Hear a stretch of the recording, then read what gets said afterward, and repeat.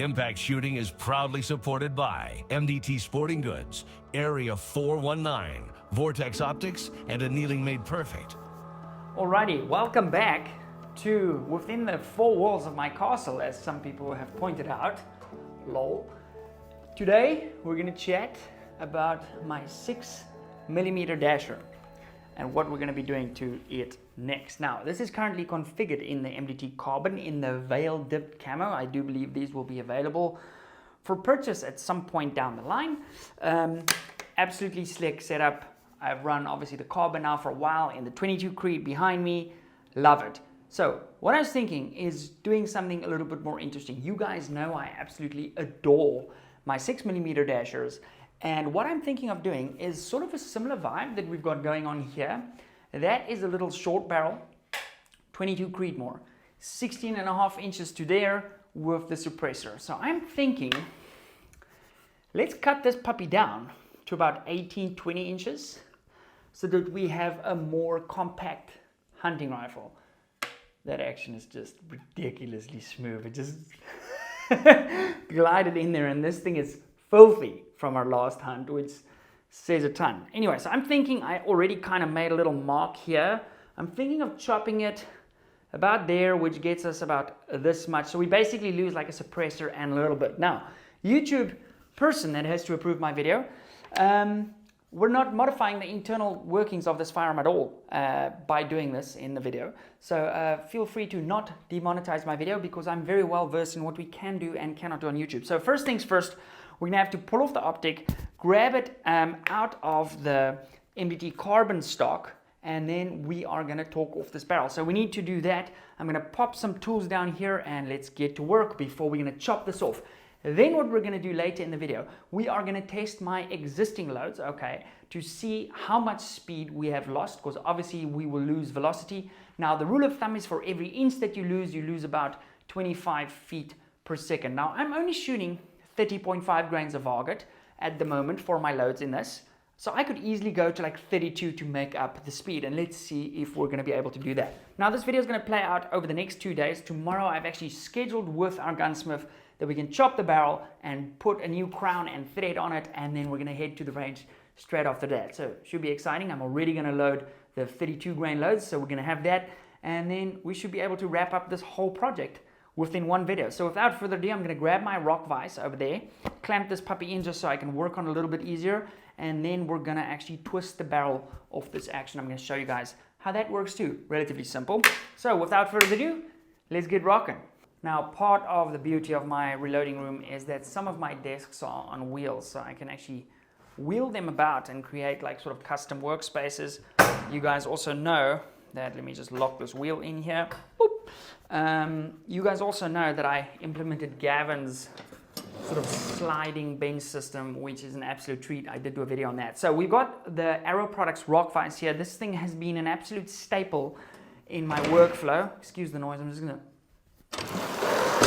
do that. Okay, now we're going to lock that down, and this basically gives us the ability to quickly pop this rifle straight into its arc rail just like that, and now I can take the scope off and have a really stable platform to work on. So yeah, we got a lot to work with. Technically I could also use this to take the barrel off, but however our short action custom barrel vise kit is at work with the gunsmithing side. So while I'm at it, I'm going to clean this bolt because it's absolutely filthy. We're going to pull the Vortex LHT off this and the Impact 4000. In fact, I'm actually just going to leave the Impact 4000 on there because it is zeroed, or technically the term is collimated to this LHT at the moment, so that can actually stay right there. Okay, pull this optic off real quick. Guys, changing a barrel is ridiculously easy. People often think like, wow, I don't know if I want to go down the prefit barrel route because it seems challenging. But if you have a good gunsmith, okay, and the rifle has been set up correctly and the head spacing is correct, changing a barrel is wildly simple. Okay, now we're going to pull off action screws. Let's put that over there. We need actually a smaller one. We need this one. And we're simply going to pop this barrel action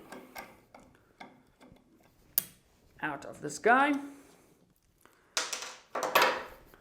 And there we go, just like that, our barrel action is out. Now I'm gonna have to just quickly swap vices, get our orange vice in here because I have the Area 419 modular barrel vice kit for that, so I can quickly pop that off, and then I'm also gonna pull the silencer off while we have that. So let's loosen this up and use my little bench system here to just swap this out to our orange vice. All right, guys, this orange vice has been such a freaking workhorse for us here on the channel. So I've got the Area 419 jaws for it. Let's actually just give this a little bit of tautness. I've got the 419 sort of modular jaws, which is really cool because that works with the barrel vice kit, but also it kind of gives you that Arca, Picatinny, all the different type interfaces. Super cool thing, as with most things that 419 does. So now I need the correct sort of insets, spaces, to match the profile of my barrel, but the kit comes with 4 ones. They simply pop in like this, and in the ingenious fashion, listen to this, it's so satisfying. Those like index in place like that, absolutely super slick. I have such an appreciation for well-designed products. Now, we are gonna clamp this guy in. What I like to do is I like to use a little piece of paper to protect the finish of the barrel. So I'm gonna grab a piece of paper, cut that, and then show you guys how I sort of fold that up, and that also gives you a nice grip, because if you don't have something and you've got a Cerakoted barrel, you could mar up the finish if you don't clamp it right. Right, so super simple A4 piece of paper. I'm literally just gonna cut a little section off it like this. A lot of guys, and something I learned from Gavin, he uses drywall tape. Now, because in South Africa we build our houses with bricks, drywall tape is not something that is readily available here. So I have found just a little piece of A4 paper that I fold like this. Works an absolute treat. And now we're gonna open up our vise just to get a good clamp on that. This thing is built so sturdy. My main concern is here that I've never done this on this desk on wheels, because there's quite a bit of force that actually goes into an action. We're gonna close the vise nice and properly like that. We're gonna slip in our action wrench. Now, this is a model specific action wrench. This is one for a bat action. Okay, we're gonna go with that. Then we have our torque wrench. This is to put our barrel back on, but we don't want to loosen something, and you never want to do that. This is kind of a rule of thumb. You never want to loosen, for example, your scope or whatever, or your action screws with the torque bit still on your equipment, because that can damage it. So we're going to use this super long breaker bar because we need some leverage. Now, hopefully I've tightened this enough, and we should, oh, my boy, okay, I'm going to just have to tie this part on. I was being a little bit lazy. I'm just going to lock this part down too. Oh, I also never tightened this thing down. And this desk is going to want to pop off. So actually, let's not do that quite as high. Make this a little safer. There we go. Okay, just like that, we have effectively cracked the action off. We can hit our bolt release, pull the action wrench out. Again, YouTube person, if you're still watching, this is not modifying the firearm internally or its function at all. We're just disassembling it. So action comes off just like that. And this is a really nice way if you guys ever have a carbon ring or you really want to get in there and clean everything. I often do that, and that's actually why I purchased this kit, is so that I can get all the way in there and clean the raceways and everything really nicely. So we're going to pop our action over there. I'm going to spin this puppy around, pull the silencer off, and I'll see you guys at the store tomorrow, where we're going to cut off the barrel, and then we're going to go test loads straight after that. So I'm excited to see how this project ends up, and I'm excited to have a sort of shorter barrel, more manageable walk and stalk, lightweight dasher build. It's going to be epic.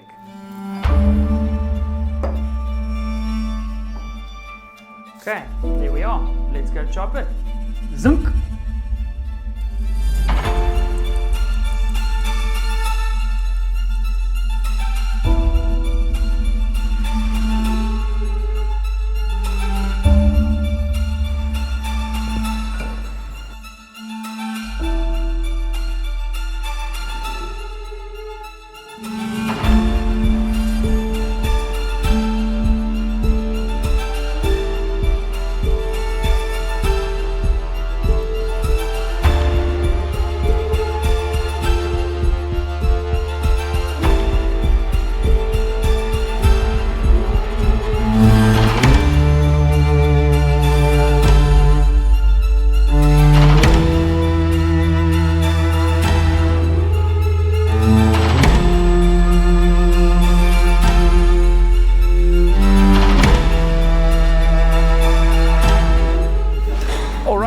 So we have finished cutting 8 inches off my dasher barrel. Alfred, our gunsmith, is an absolute wizard. The crown on this, Alfred, look how the old crown looks. Yeah. Not good. No. This is a masterpiece. So I'm expecting we're going to lose probably about 200 feet per second. Do we get that back with adding the additional 1.5 grains worth of vargot? So I'm going to crack this on to our action that's over here, and then get things back into the carbon stock, and then we're going to head to the range. So I'm excited to see what this package looks like. I'll show you guys that once everything is assembled again. Okay, so our assembly is done, and it looks pretty spicy. Let's go see if it shoots. I'm thinking our group sizes stay the same because that's what dashers do. But let's see what our speed is. So I'll see you guys at the range. Okay, julle. Shop. Alfred, bye, dankie. No worries, yeah. Alrighty, guys. What a blessing. Beautiful day at the range. Rifle looks stupid cool. Absolutely rocking. I'm going to do the shooting now. I don't have a camera downrange. I'm going to show you guys a little bit of a montage of the shooting, and then we're going to head to the office/studio and interpret our results. I'm pumped to see how this thing shoots. I haven't shot one shot yet. So quick bore sight, shoot the groups, and I'll see you guys at the office. So without further ado, let's do some shooting. All right, so let's get the Garmin going. Guys, I haven't actually made a review of the Garmin Zero chronograph. What I can tell you is it's sick. And if you've been on the fence whether or not you should get a new chronograph, or you need to get your first chronograph, this thing is unbelievably awesome. So there's going to be a link down below to grab one of those if you're on Amazon or whatever. They are everything that initial lab radar should have been. Also, something cool I've gotten is this little label printer. I'm going to leave a link for you guys on that too. Here I've got my previous load. So 87 grain Burger VLD, Federal Gold Medal match, Lapua Brass, cartridge base to ogive 1.687.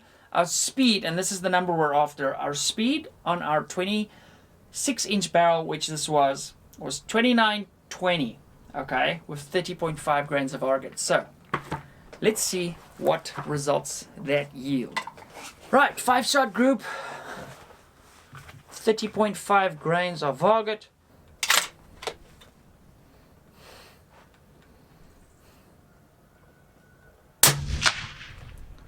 Guys, I just blew out the center. I absolutely drilled it right in the middle. Wow, that's rad. That's crazy. Okay, shot 2.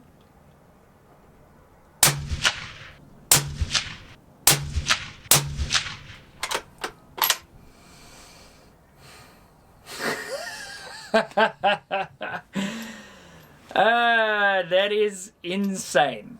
Okay, keep in mind, this is my previous load, didn't change anything. Okay, 5-round group, 30.5 grains, 2. We're just gonna shoot to the right of that.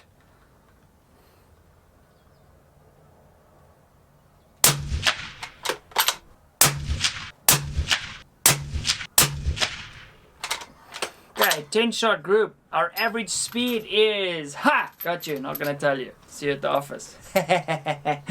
Okay, we are gonna do, I'm gonna give it a little bit of time to cool down, and then I'm gonna shoot our 32 grains of vargot and see where we're at with this very, very special rifle. Okay, now I'm not known for being the most patient person in the world, so I'm not gonna give this a ton of time to cool down. We're just gonna rip it. Okay, so I'm gonna shoot right below that.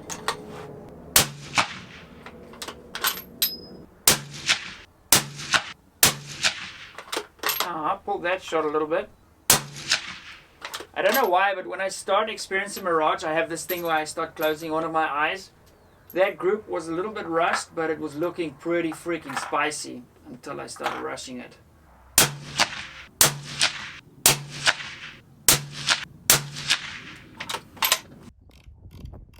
I did shoot 3-round groups on steel from 504 meters, so round about 550 yards, 1, 2, 3. Not the greatest group in the world. It was like a super rubbly wobbly platform, but old ammo, 30.5 grains of vargot, new ammo, 3 rounds. So substantially better. when compared to that. Cool, let's go look at the groups at the house. Alrighty guys, the results are in, and let me be honest, I felt like Nate Diaz when he beat Connor, and he got on the mic and he said, I'm not surprised, because this is what dashers do. I'll show you guys close-ups of this, but every single group is substantially under a half a MOA, which I expected to happen. Now we're gonna look at the speeds now. I kind of shot our old ammo over here, so this was 30.5 grains of varget. Another group there, this group looks a little bit bigger because on my way back I had the windows open and the paper went out the car window, so I had to retrieve it. Then we shot our other groups with our 32 grains over there, and I definitely pulled one of the shots out of that group, but even with that it's still under half a MOA.